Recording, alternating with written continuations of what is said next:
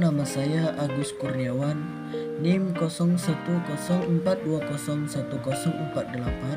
kelas Manajemen Dakwah A semester 5, mata kuliah Manajemen Sumber Daya Manusia, dosen pengampu Bapak Muhammad Fahran Haikal. Baik, di sini saya akan menyampaikan materi saya, yaitu tentang manajemen sumber daya manusia yang berkaitan dalam pandangan Islam. Manusia adalah makhluk yang paling sempurna dibandingkan makhluk lainnya yang ada di muka bumi ini. Manusia mempunyai sebuah akal pikiran yang sangat canggih untuk berpikir atas apa yang akan dilakukan.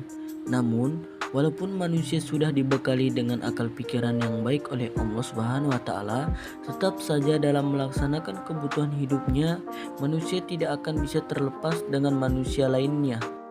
Karena manusia diciptakan juga untuk saling mengenal satu sama lain, jadi dapat pula dikatakan bahwa kehidupan manusia juga bergantung dengan manusia yang lain untuk saling membantu, saling bergotong royong, maupun saling melakukan kegiatan sosial lainnya.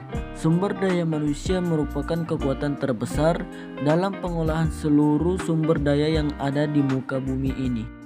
Manusia diciptakan oleh Allah Subhanahu wa taala sebagai khalifah di bumi ini untuk mengolah bumi dan sumber daya yang ada di dalamnya demi kesejahteraan manusia sendiri, makhluk, dan seluruh alam semesta.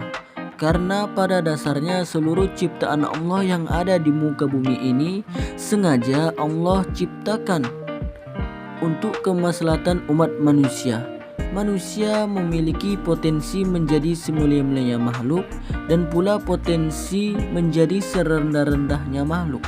Oleh karena itu, Allah Subhanahu wa taala menganugerahkan manusia berupa akal dan hati agar dimanfaatkan untuk mempelajari serta mengkaji pesan-pesan Allah dan Rasul dalam mengolah semesta ini agar selamat dunia dan akhirat.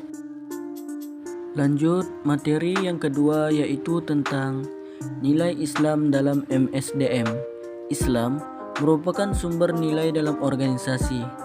Islam memandang MSDM sebagai bagian inti organisasi yang berhubungan dengan perilaku pekerja, seperti hubungan antara satu dengan yang pengembangan diri. Dan yang lebih penting lagi adalah Islam membangun budaya organisasi melalui perilaku pekerja.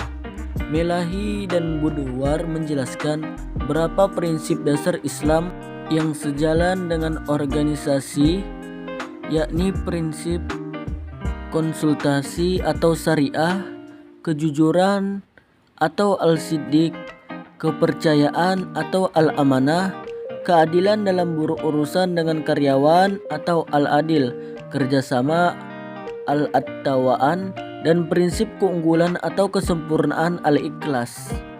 Menambahkan prinsip yakni persaudaraan, al-ukhwah, kebijakan atau al-ihsan, pemenuhan kontrak, hak pekerja, dan kompensasi yang adil.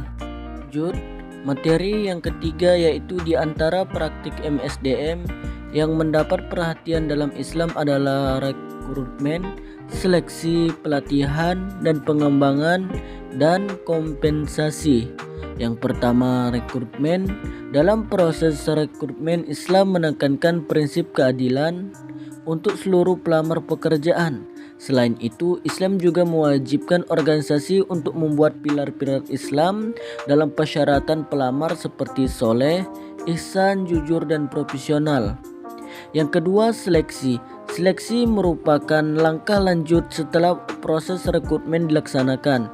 Islam meletakkan prinsip keadilan dalam proses ini dan tidak memberikan ruang pilih kasih, praktik nepotisme, penggunaan politik, uang, atau jalur tidak resmi atau calon. Praktik kecurangan dalam seleksi umumnya terjadi di organisasi publik.